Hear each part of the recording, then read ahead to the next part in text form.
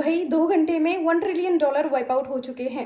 मार्च 2026 के latest data के according America Iran war की सिचुएशन के कारण गोल्ड एंड सिल्वर की प्राइस में मैसिव टर्मोइल हमें दिखने को मिला है।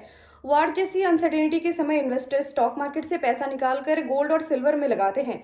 इसी वजह से मार्च के पहले वीक में गोल्ड की प्राइस में 5 to 8% की लमसम इंक्रीज देखी गई। अभी सिल्वर 7% डाउन है। गोल्ड सिल्वर दोनों को भागना था, पर व्हाट इज द रीजन?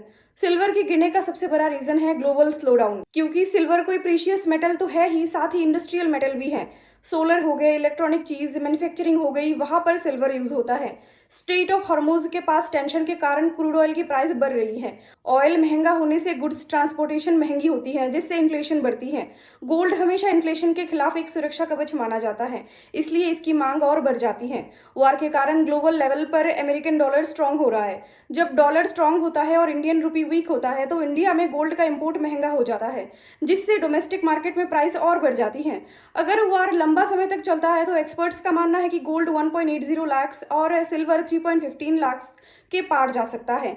और अगर कोई डिप्लोमेटिक ब्रेक थ्रू निकलता है तो प्राइस में 3 to 6% की करेक्शन आ सकती है। करंट सिचुएशन बहुत ही अनस्टेबल है। अगर आप लॉन्ग टर्म इन्वेस्टर हैं तो मेरी सलाह यह है कि प्राइस में आने वाली 5 to 10% की गिरावट पर बाय ऑन डीप करें।